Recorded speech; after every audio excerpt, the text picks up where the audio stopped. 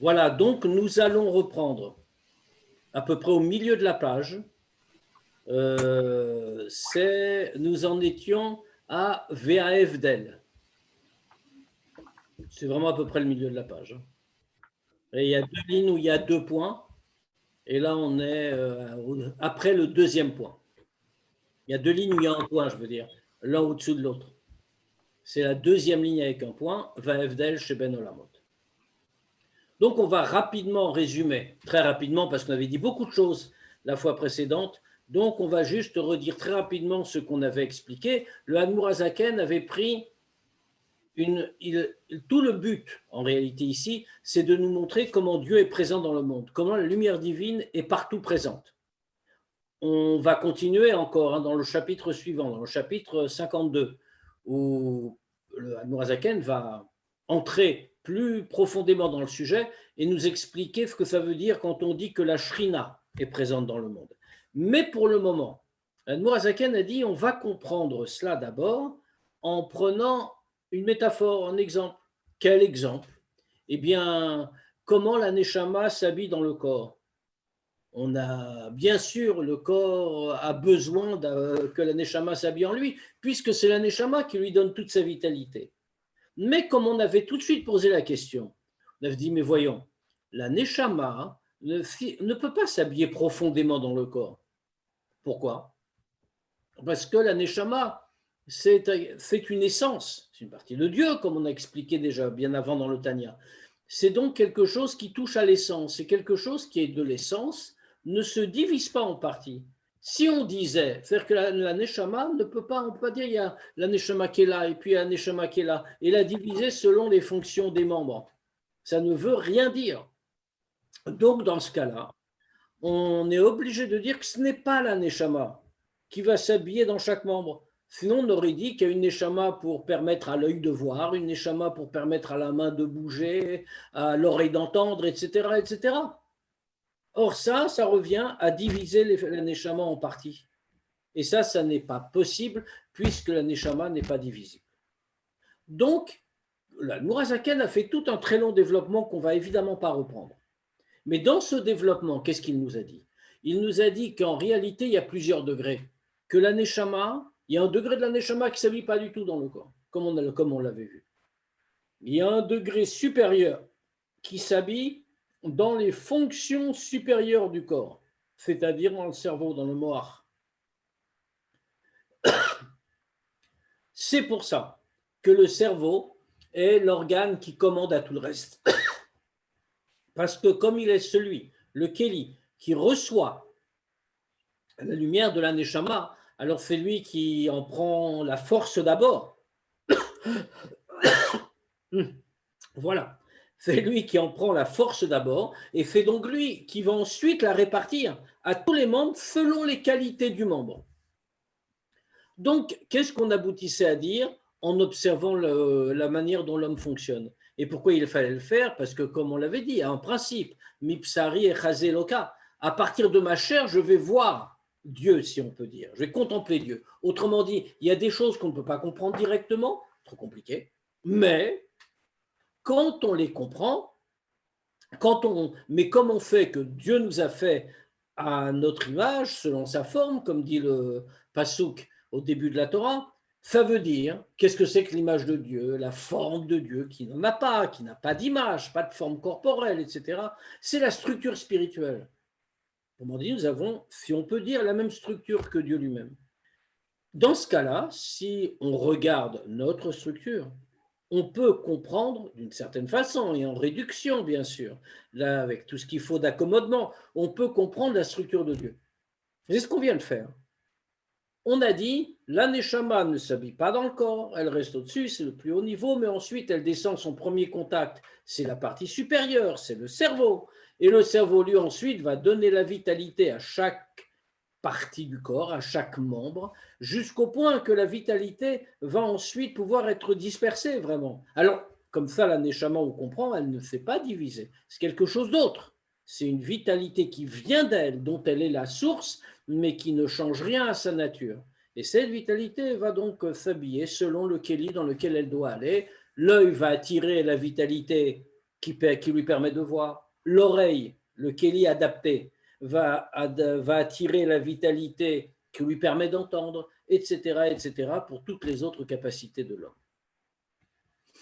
Alors on a dit, maintenant qu'on a expliqué tout ça, alors on peut comprendre que c'est, si on peut dire, pareil pour Dieu. Qu'est-ce que ça veut dire que c'est pareil pour Dieu? Dieu, la vitalité qu'il donne, la lumière qu'il donne, s'habille dans les mondes. Et comme c'est écrit, comme le Tanya nous l'a dit ici, au début de cette partie, il nous a dit Dieu est Memale Kol Almin. Il remplit tous les mondes. Et on a employé le même mot que pour la Neshama. Comme la Neshama remplit le corps, de la même manière, la divinité, la lumière de Dieu, remplit tous les mondes. Mais on observe que dans les mondes, il y a une infinité. Alors bien sûr, il y a les 4 grandes catégories de mondes, comme Tzilut, Bria, Yetzira, Asya. Mais ça, c'est des catégories globales et générales. Il y a dedans, si on veut dire encore, plus généralement, plus globalement que les 4 mondes, Atzilut, Bria, Yetzira, Asya, on va distinguer entre Elionim et Tartonim. On trouve comme ça cette expression dans Chassidut et même dans le Tanya, dans ce chapitre. Il nous parle de Olamot Elionim, et Olamot Tartonim, les mondes supérieurs et les mondes inférieurs. C'est encore plus global, mais ça revient au même. Mais dire ça, c'est évidemment effacer un peu la réalité des choses. Parce que, en réalité, même quand on parle de 4 mondes, c'est aussi une simplification.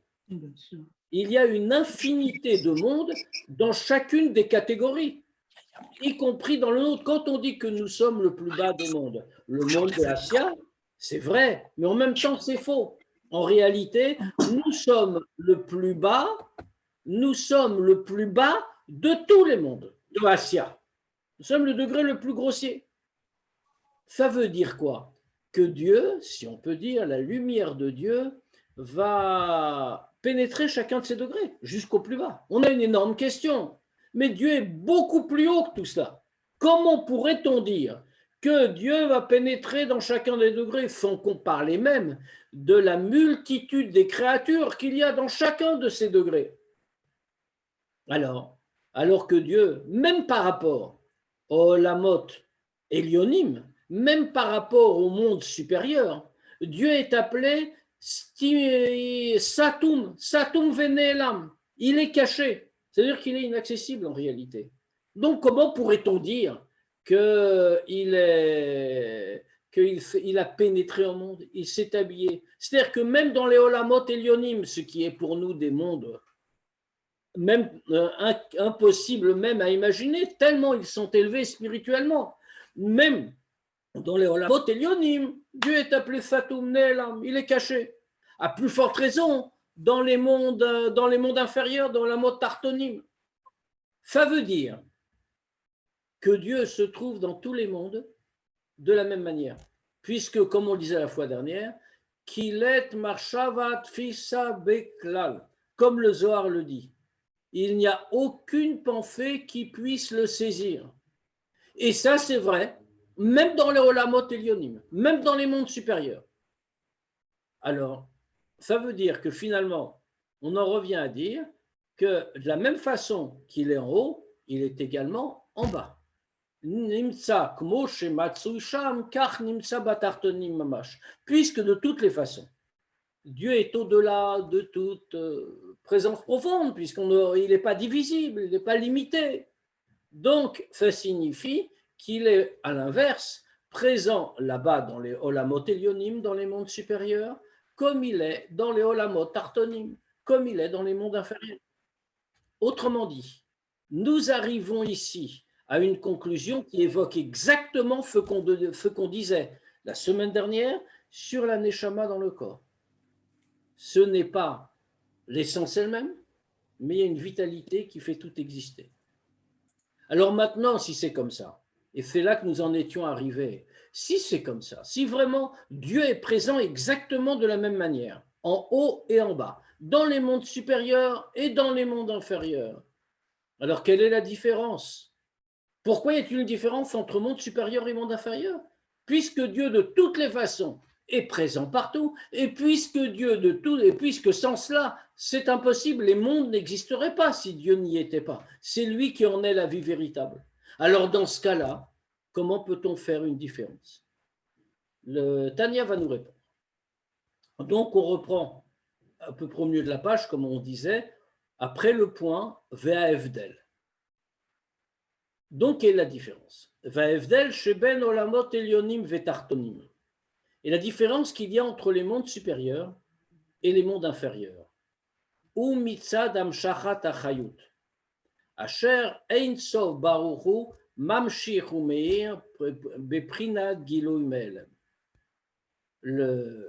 Tout ça, toute la différence vient simplement, uniquement de la Hamshacha, de ce que Dieu fait descendre, la vitalité que le Ein Sof Baruch Hu fait descendre et qu'il fait éclairer dans une façon de dévoilement à partir de ce qui était caché.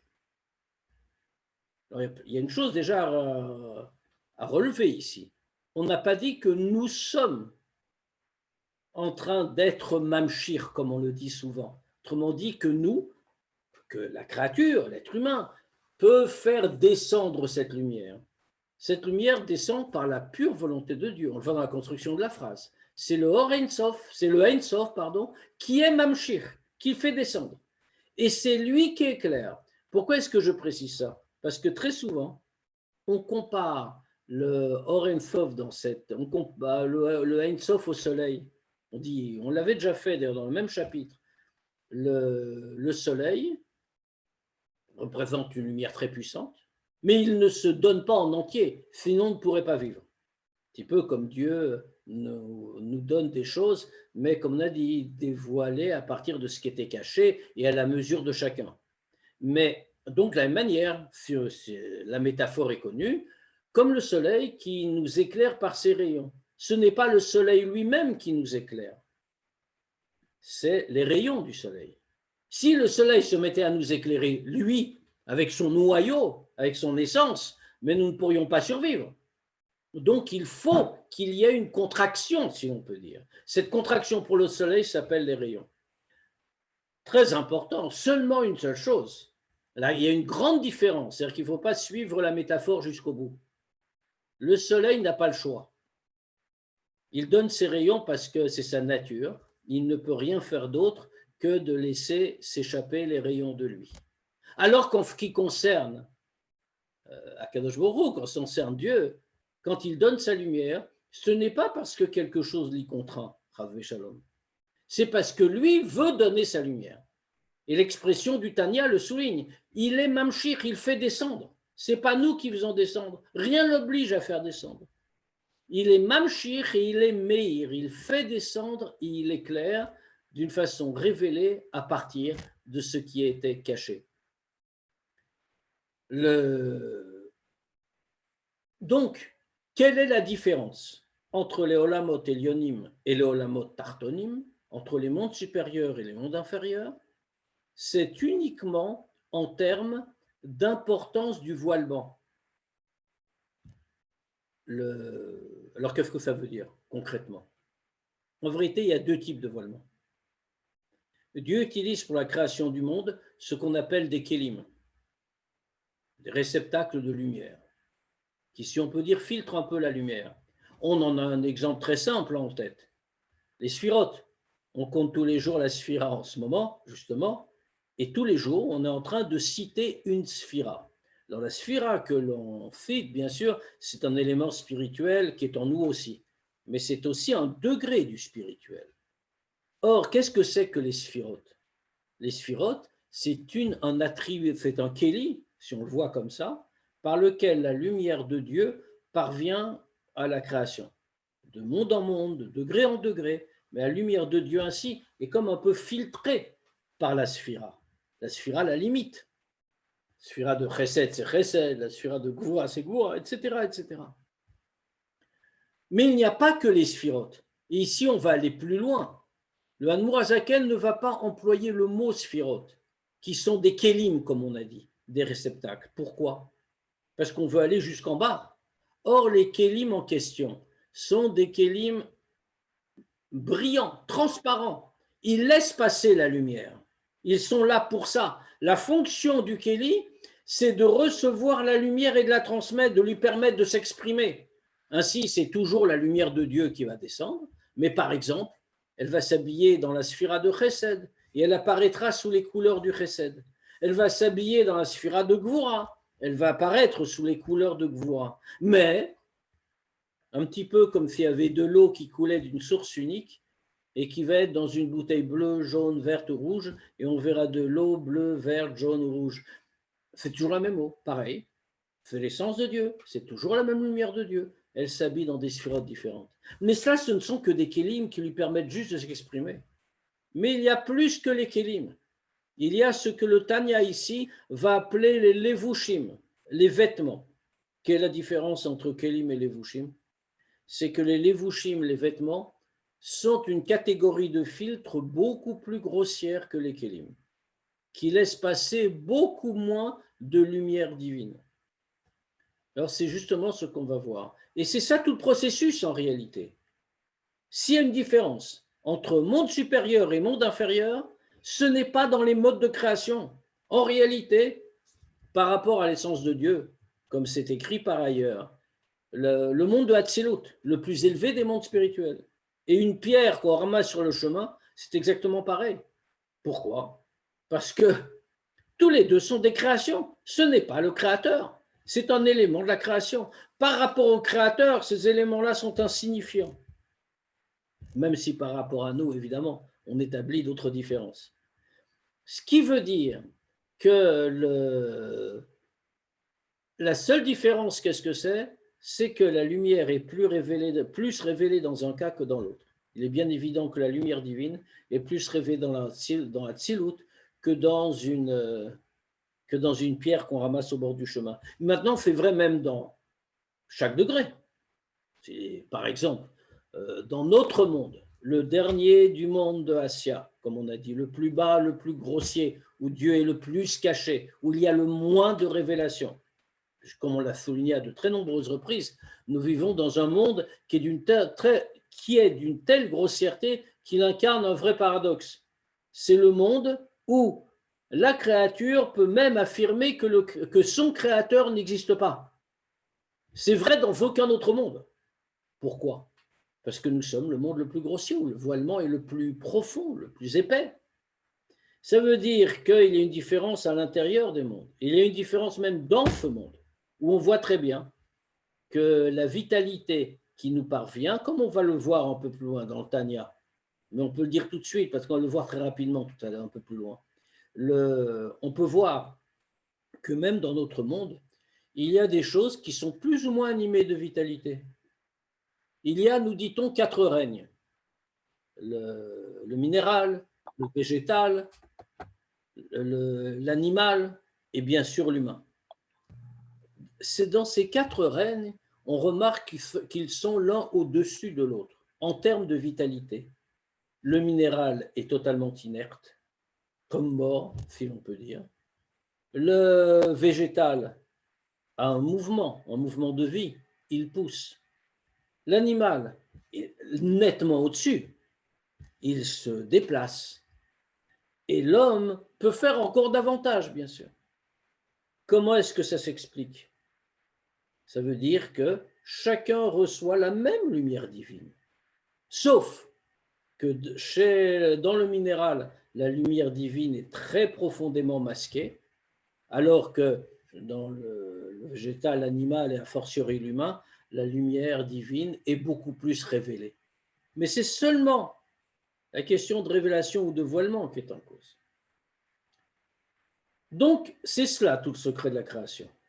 C'est que Dieu donne la lumière, il la révèle à partir de sa dissimulation. Et comment elle est dissimulée? C'est ça qui va déterminer que le monde est haut ou bas, supérieur ou inférieur. Chez Echad Ma'atamim Shashpa Vamshachot Achayut Mechune Beshem Or Al Derech Mashal. C'est une des raisons. Alors, là, comme vous le voyez, le Admour Hazaken a placé cette idée-là entre crochets. parce que c'est au passage. C'est pas bien sûr, ça s'insère dans ce qui a été dit, mais c'est une remarque en parallèle. C'est une des raisons, nous dit-il, pourquoi tout ce que Dieu donne, toute la hamshachot, tout ce qu'il donne de vitalité, est appelé dans la Kabbale par le nom de or, lumière. Aderer machal, par métaphore bien sûr. Parce que on commet souvent une erreur en réalité. Comme le mot or, le mot lumière, est tellement présent dans la Kabbalah, dans la Chassidoute, pour désigner ce que Dieu donne. Alors on a un petit peu l'impression qu'on parle d'une vraie lumière. C'est un or, c'est une lumière. Ce n'est pas vraiment le cas. En réalité, ce n'est pas du tout un or, ce n'est pas une lumière, à proprement parler. Une lumière, c'est quelque chose de matériel. On utilise le mot pour renvoyer à une autre idée, comme fait tout le temps Kabbalah. Et ici, le Admour Hazaken le souligne, qu'on emploie le mot or. Par rapport à quoi il le dit? Il le dit par rapport à d'autres domaines de la pensée juive, qu'on appelle la chakira, la réflexion sur les choses, la recherche intellectuelle, sur tous ces sujets-là, mais pas la façon de la Kabbalah et de la Chassidut, dans une manière plus intellectuellement humaine, on va dire. Dans ces textes-là, qui sont souvent irréprochables, hein, on n'est pas en train de parler de choses qui s'éloignent de la Torah, on est en train de parler de philosophes juifs qui ont vraiment émis des idées importantes. On n'emploie pas le terme or pour désigner ce qu'on est en train de dire, pas le terme lumière. On emploie habituellement le terme shefa. On dit que Dieu donne. Et le mot est juste, shefa, il donne une énergie, il donne un flux, si l'on peut dire. Alors ce flux, c'est un flux de vitalité qui s'habille à l'intérieur de chaque monde, ça marche très bien. Seulement dans le Kabbalah, on veut dire autre chose. Et bien sûr, la Chassidoute suit cette voie-là. Elle emploie le mot or pour dire qu'en réalité, ce n'est pas le luminaire qu'on a, ce n'est pas l'essence, c'est ce qui en sort. Autrement dit, il y a un vrai voilement, une vraie dissimulation. Pourquoi tout cela? La chayot haolamot ve'abrouyim shebaem, pour faire vivre les mondes et les créatures qui s'y trouvent. Et donc chacun doit recevoir comme il le doit. Pourquoi? Parce que chez Olamot Elionim, Mekablim beprina gilug satyoter matartonim. Parce que les mondes supérieurs reçoivent avec un dévoilement un peu plus grand que les mondes inférieurs. Alors le un peu plus grand, il est en vérité, là le Admour Hazaken parle, si on peut dire, par rapport à Dieu. Comme l'univers a été créé, Dieu a fait que le monde supérieur reçoive un petit peu plus que les mondes inférieurs. Par rapport à nous, c'est évidemment infiniment plus. Mais ce n'est qu'une question de degré. C'est cela qu'on veut dire. C'est la même lumière qui est présente d'un bout à l'autre, que ce soit dans les plus hauts des mondes spirituels, y compris dans l'Atsilut, que dans notre monde à nous, le plus bas des mondes inférieurs. C'est la même lumière divine, puisqu'il n'est pas question de changer l'essence. Et elle ne s'habille pas, comme on le disait pour la Neshama qui est dans le cerveau et qui va ensuite distribuer la vitalité adaptée à chaque membre. Ici aussi, dans les mondes dans les mondes supérieurs, donc la lumière sera plus dévoilée. Et dans les mondes inférieurs, elle le sera moins, ainsi que dans les créatures qui y vivent. Pourquoi? Shaolamot, pardon.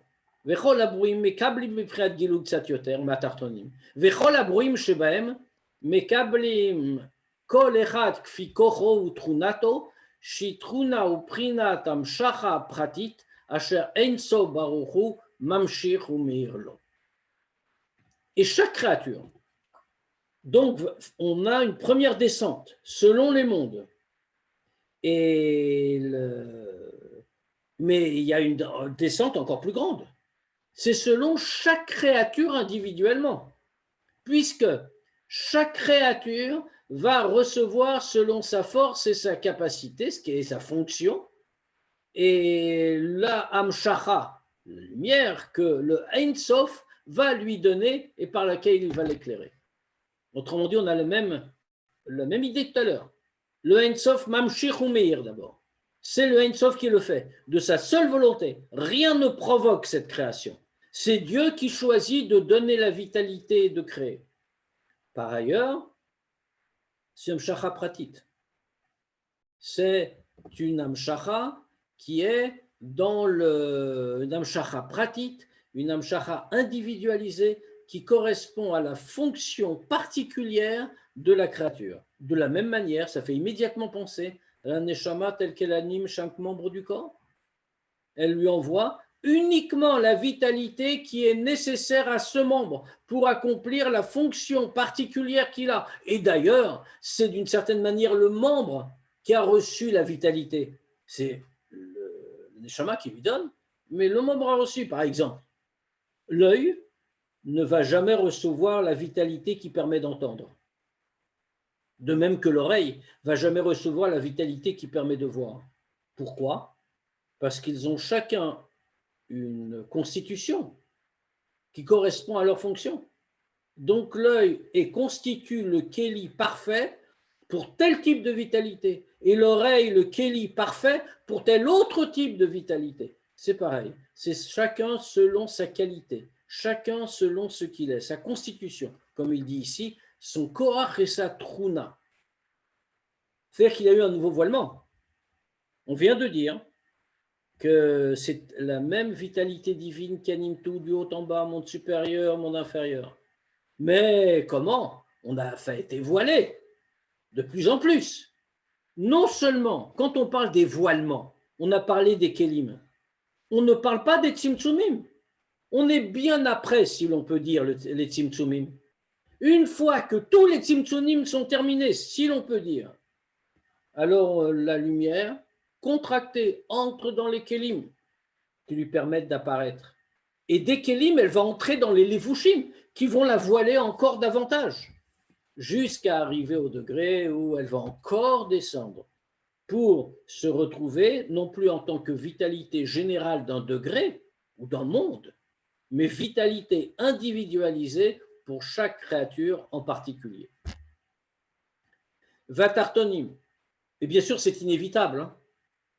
Tout ça n'est pas une manifestation de sévérité de Dieu, c'est une manifestation de bonté. S'il n'y avait pas tout cela, les mondes n'auraient jamais pu exister. Il n'y aurait pas eu de monde limité, pas eu de monde fini. Et donc, alors bien sûr qu'ils auraient pu exister. Dieu est tout-puissant, il peut aussi faire exister des mondes comme cela. Mais le monde tel que nous le connaissons n'aurait pas existé. Or, c'est ce monde-là que Dieu veut parce que c'est là que nous avons une mission. C'est là que nous avons quelque chose à faire et que nous pouvons devenir les associés de Dieu dans la création. Vatartonim, afilu aruchnim, einan mekablim beprinat gilui kolkach, rag bilevushim rabim. Et les mondes inférieurs, maintenant, arrivons à parler de nous, puisque là, on était en train de s'envoler dans des sphères très très hautes. Alors revenons sur Terre, et sur Terre au sens strict du terme. Les mondes inférieurs, même les mondes inférieurs spirituels, puisque le monde inférieur, on a l'habitude encore une fois par facilité, on pense toujours au monde inférieur, ben c'est nous. Non, il n'y en a pas qu'un. Il y a une infinité de mondes inférieurs. Et il y a des degrés spirituels aussi dans les mondes inférieurs. Nous sommes si grossiers parce que nous sommes le dernier des mondes inférieurs, le plus bas. Donc les mondes inférieurs, même ceux qui sont spirituels, ne reçoivent pas tellement la lumière en question, la lumière divine qui leur permet de vivre, leur vitalité. Ils ne la reçoivent pas avec un si grand dévoilement. Rak bilvushim rabim, uniquement au travers de très nombreux vêtements. Asher ein sobrochu malbish bahem achayut, au travers desquels, dans lesquels, Dieu va revêtir la vitalité, ve'aor et la lumière, asher mamshich umir lahem lachyotam, qui leur donne, avec laquelle il les éclaire, pour qu'ils puissent vivre, pour les faire vivre, puisque la seule vitalité, c'est celle que Dieu donne. Et ces levushim, ces vêtements, sont devenus tellement puissants et tellement forts. Asher Ein Sof Baruch Hu Malbish Umastir Bahem Haor Vachayut, Ad asher barabo olamazeh achumri vagashmi mamash. Ils sont devenus si puissants, ces vêtements. Ils sont, pas d'eux-mêmes bien sûr, dans le plan de la création. Ils deviennent à notre degré tellement puissants, tellement présents, que toute la lumière du Ein Sof Baruch Hu, lui qui va habiller dedans cette lumière et cette vitalité, avec ça, ça va créer Olamazeh Achumri Vagashmi Mamash, ce monde-ci, grossier et matériel, Mamash. Vous voyez, le mot mamash est fort ici. Quand la Noazaken dit mamash, ce n'est pas juste une formule parmi les autres pour dire oui, oui, c'est vraiment ça. On savait que c'était ça. Quand il dit mamash, ça signifie que c'est vraiment une très grande grossièreté matérielle. Je crois qu'on avait déjà vu quelle est la différence entre chumri et gashmi. Chomer, ça veut dire la matière. Chumri, c'est l'adjectif qui est construit dessus. Gashmi, c'est pareil, geshem, sa matière. Gashmi, c'est l'adjectif qui est construit dessus. Si on allait trop vite, on dirait matériel et matériel. Pourquoi on répète ça? Il y a une différence entre Chumri et Gashmi. Gashmi, c'est la simple matière. Matière de base. Chumri, c'est la matière qui prétend tout dominer, qui efface la connotation spirituelle. Quand on parle des mondes inférieurs, souvent, même dans Chassidut, on en parle comme ça, mais on fait référence uniquement au degré supérieur des mondes inférieurs, c'est-à-dire aux aspects spirituels des mondes inférieurs. Même quand on dit de manière générale Olamot Tartonim. Mais c'est pour ça qu'il dit, le Admor Hazaken vient et rajoute Mamash. Dire que c'est vraiment le monde jusqu'au plus bas des degrés, c'est-à-dire jusqu'à notre monde inférieur à nous. Et même dans ce monde-là, il le fait exister, il le fait vivre avec la vitesse et la lumière, Asher Mamshich Umirlo, qui lui donne, qui lui envoie et qui l'éclaire, Or Ameluvash Umechuse Umustar. Il a une lumière, sa lumière, qui est habillée et recouverte et cachée, Betor Alvushim Arabim Vaatsumim Amalimim Umastirim Aor Vaachayut. Dans les vêtements, et comme on voit ici, là encore, l'Admor Hazaken insiste, c'est des vêtements nombreux et puissants, parce que pour parvenir avec une lumière qui vient de l'essence de Dieu, jusqu'au moment où cette lumière va s'habiller dans notre monde, il ne faut pas seulement le tzimtzum, il faut une descente depuis les kelim, les levushim, etc., qui vont cacher toute la lumière et la vitalité. À tel point qu'on ne va voir aucune lumière et aucune vitalité. Rak, uniquement Dvarim, Chomrim ou Gashmim. Uniquement des choses grossières et matérielles. Venirim metim. Et elles semblent mortes. Qu'est-ce que ça veut dire morte? Comment une chose matérielle semble morte? Bien, en réalité, on explique comme ça.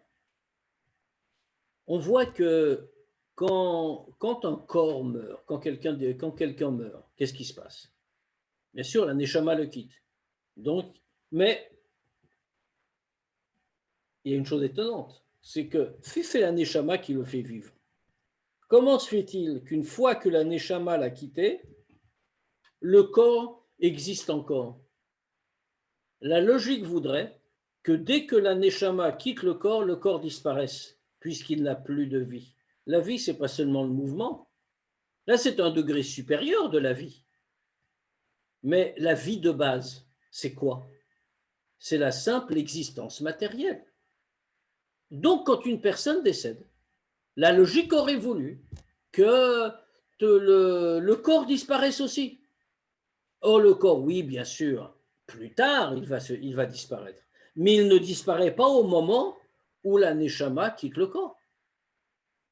Et pourtant, il est mort. Pourquoi? Parce que ce qu'on appelle mort en réalité, c'est pas une mort totale. Le corps dont la neshama est partie possède encore un peu de chayout. Mais une chayout, une vitalité extrêmement limitée, qui n'est bien sûr pas comparable à la vitalité que la personne a quand elle est vivante, mais c'est une vitalité très limitée, contractée, qui permet au corps uniquement de subsister encore, sans pouvoir bien sûr agir, ni penser, ni quoi que ce soit. De la même manière, dans notre monde, les choses peuvent sembler mortes. Alors c'est particulièrement vrai par exemple pour une pierre. Une pierre, c'est vivant d'une certaine façon. Elle existe, elle vit. Si on traduit le terme vie par le terme d'existence. Mais elle ne bouge pas, elle ne fait rien, elle se contente d'être là. C'est la réalité pour tous les éléments du monde matériel. Puisque tout cela est descendu depuis l'essence de Dieu au travers de tous les tzimtzumim, les kelim, les vushim, comme on vient de dire, jusque dans les olamot tartonim. Et dans les olamot tartonim, avec des levushim tellement grands que tout rapport avec cette vitalité n'est même plus ressenti. Et donc, quand on regarde les choses, ce ne sont plus que des choses grossières qui paraissent mortes. C'est ce que vient de nous dire le Tanya. Mais, alors on pourrait se dire, on est vraiment très très bas. Il n'y a rien. Finalement, il n'y a pas de vitalité, il n'y a plus rien. Ar betocham, yesh or vechayut, ameave otam ma'in le yesh tamid.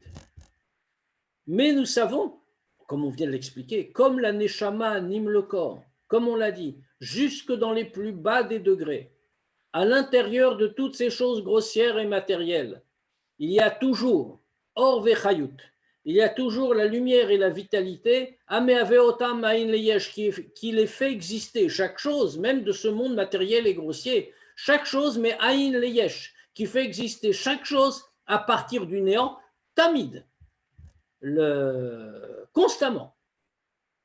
Et là d'ailleurs, on peut remarquer que, je ne sais pas si vous avez fait attention, mais dans tout ce long passage qu'on vient de voir, le Admourazaken a commencé au passé. Dieu a créé, il a envoyé la lumière, etc., etc. Et ici maintenant, il est passé sans nous prévenir au présent. Il dit à Mehave Otam, qu'il est fait exister. Pourquoi? Parce que oui, Dieu a fait l'acte de création, mais depuis, il fait exister, mais Aïn Leyesh, à partir du néant, Tamid, constamment, comme on va le revoir un peu plus loin dans le Sharaïchul Ve'emuna, où la création du monde n'est pas un événement qui s'est passé il y a 5000 et quelques années, mais c'est un événement constant. Dieu recrée le monde à chaque instant, Shelo Yarzoru Liot Aïn Ve'efes Keshayu, pour que tous les mondes ne reviennent pas à être néants comme ils l'étaient. Autrement dit, effectivement, la création, si on la regarde d'un point de vue humain, pas du point de vue de Dieu, dans ce cas-là, elle est intemporelle. Si on la regarde d'un point de vue humain, alors on va dire que la création a eu lieu il y a un peu plus de 5 millénaires, mais elle a toujours lieu. Dieu continue, mais il fait exister, il n'a pas que créé au passé. Il fait exister constamment.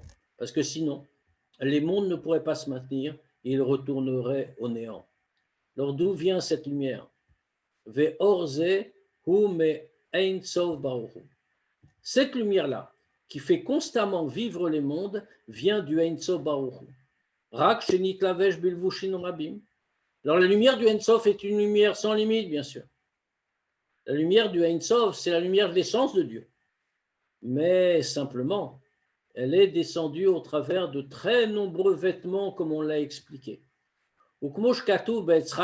Comme c'est marqué dans le Etzraïm, que la lumière et la vitalité du globe terrestre grossièrement matériel, qui est visible à nos yeux, ou mi malchut de Asia. D'où vient cette lumière? Comment notre monde apparaît-il? Notre monde vient du degré de malchut de Asia.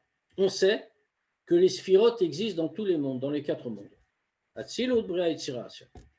On sait aussi que les sphirotes sont au nombre, je ne compte pas les sphirotes de Chochma, Bina, Da'at, tout ça, les sphirotes, les mouchin, comme on dit, mais les sphirotes qui sont ce qu'on appelle habituellement les sphirotes, c'est-à-dire les midot, Chesed, Gvura, Tiferet, etc. La dernière de ces sphirotes est Malchut. Dans chaque monde, pardon, il y a le même arbre des sphirotes. La dernière des sphirotes est Malchut, la plus basse. Qu'est-ce que c'est que Malchut? C'est la sphira qui reçoit toute la lumière et la vitalité des sphirotes qui la précèdent et qui a pour fonction de transmettre toute cette force, cette lumière-là au monde suivant. Maintenant, toutes les sphirotes se subdivisent par elles-mêmes. Comme on le voit, on compte tous les soirs Sphirata Omer, la sphira, et dedans, on voit qu'on est en train toujours de dire le premier jour, par exemple, on a dit Chesed Shebe Chesed, le Chesed qu'il y a dans le Chesed. Le deuxième jour, on a dit la Gvura qu'il y a dans le Chesed, etc., etc. À la fin de chaque série, on a la Sphira de Malchut, et dedans, on a dit le premier jour, on a compté Malchut, Chesed Shebe Malchut. Après, on a dit la Gvura qui est dans Malchut, etc. Et ce n'est que le dernier jour, le tout dernier jour, qui sera la veille de Shavuot, le tout dernier jour, qu'on va arriver à l'aspect de Malchut qu'il y a dans Malchut. Autrement dit, le tout dernier degré des degrés. Quand on parle, cette échelle-là, cette structure-là, on l'a dans chaque monde, puisque la lumière passe de monde en monde. Dans notre monde le plus bas, le monde de Assia, alors on a aussi un plus bas des degrés, Malchut, et on a à l'intérieur de Malchut le plus bas des degrés du plus bas des degrés, Malchut des Malchut, Malchut Shebe Malchut, si l'on veut. Dans Assia. Or, mais réfléchissons, quand on dit Malchut des Malchut de Assia, c'est-à-dire que ce degré-là a récupéré toute la lumière qui l'a précédé. C'est son rôle pour le faire passer dans la création. C'est-à-dire que le degré de Malchut de Malchut d'Assia a repris toutes les sphirotes qui étaient au-dessus, jusqu'à Chesed de Chesed de Assia. Mais tout cela, d'où venait? De Malchut, du monde au-dessus, de Yetzira. Et ainsi de suite, le même raisonnement jusqu'au plus haut, jusqu'au monde de Hatzilut. C'est ce que nous dit le Etzraïm. C'est-à-dire que tout cela, tout ce que nous voyons autour de nous, tellement grossier, tellement voilé, a en lui la lumière, Malchut de Asya, mais Betocha, Malchut de Yetzira. À l'intérieur de Malchut de Asya, qu'a-t-on? On a Malchut de Yetzira, le Malchut du monde au-dessus, Vechulu, etc., en remontant comme cela au long de l'échelle, si l'on peut dire. À tel point, ça remonte, si l'on peut dire, puisqu'il y a un lien direct, puisque la sphira de Malchut reçoit tout ce qui la précède.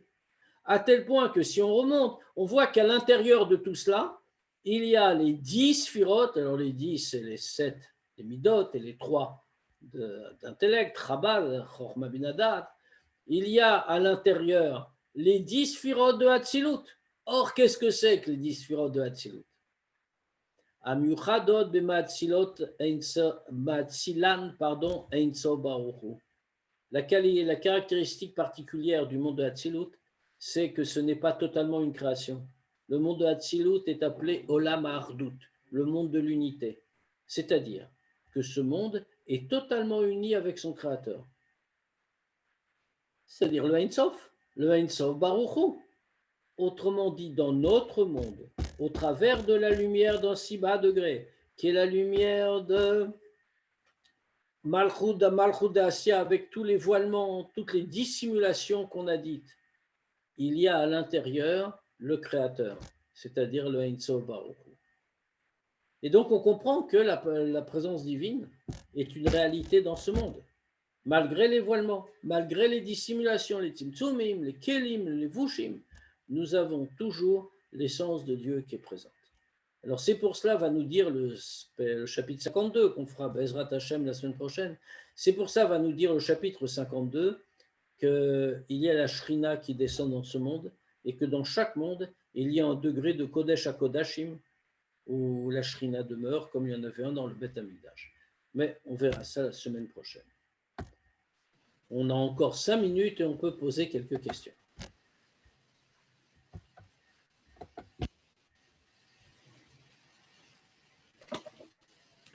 Messieurs, je voulais dire que ne soyez pas gênés de poser des questions.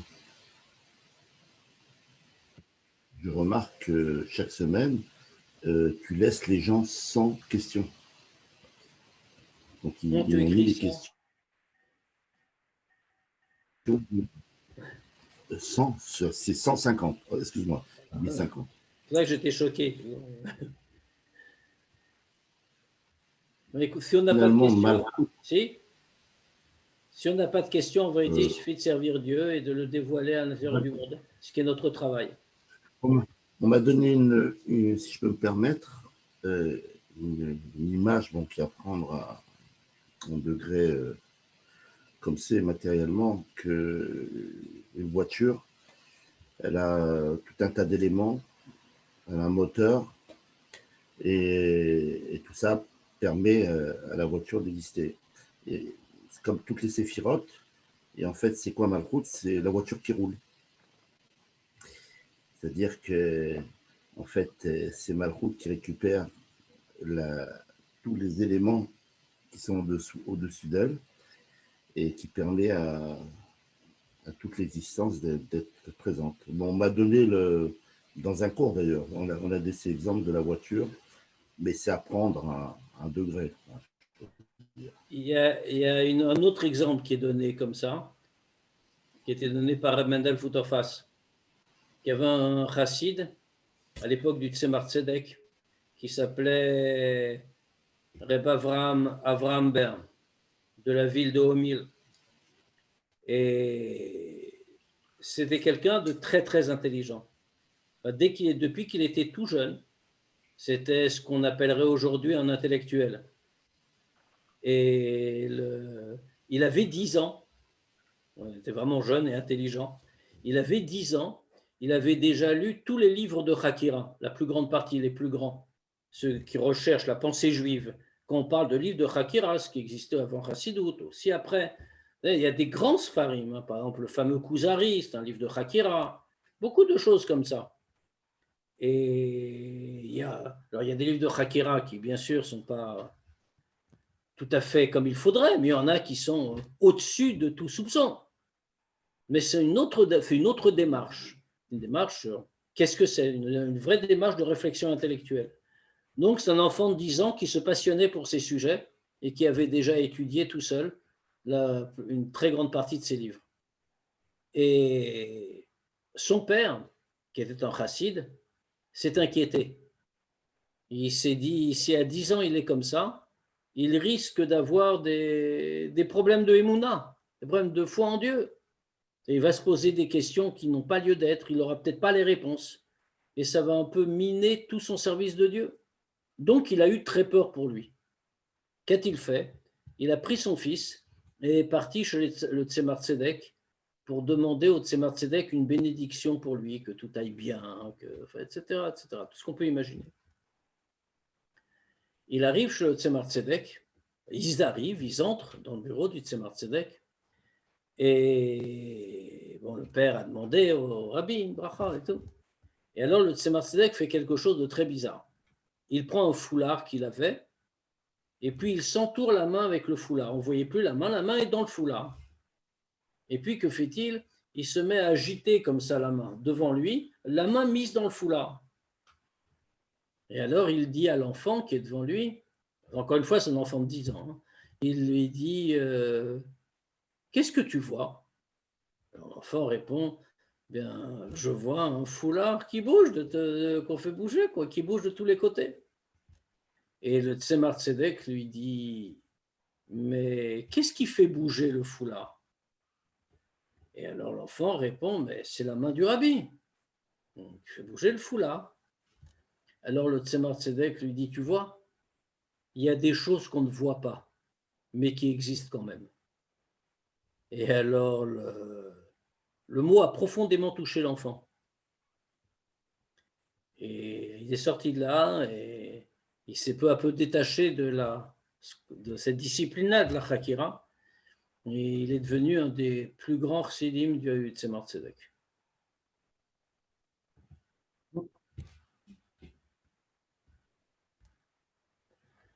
Voilà, donc tout ce qu'on ne voit pas. La différence sur Omri et Gashmi, exactement. On va dire très simplement, c'est pour ça que souvent, en français, on dit Gashmi matériel et Khumri grossier, parce que ça rend un peu la différence. Le Gashmi, c'est ce qui fait partie du monde. Ça veut dire le Gashmi existe, on doit l'élever, etc., etc. C'est le matériel tel qu'on doit l'élever. En revanche, le Khumri, c'est ce qui recouvre le spirituel. Il ne veut pas le laisser s'exprimer. Le Khomri est plus bas que le Gashmi. Voilà, plus grossier. Plus grossier. Ok, merci. Très bien. Shavua Tov, une très bonne semaine et des bonnes nouvelles. Merci beaucoup.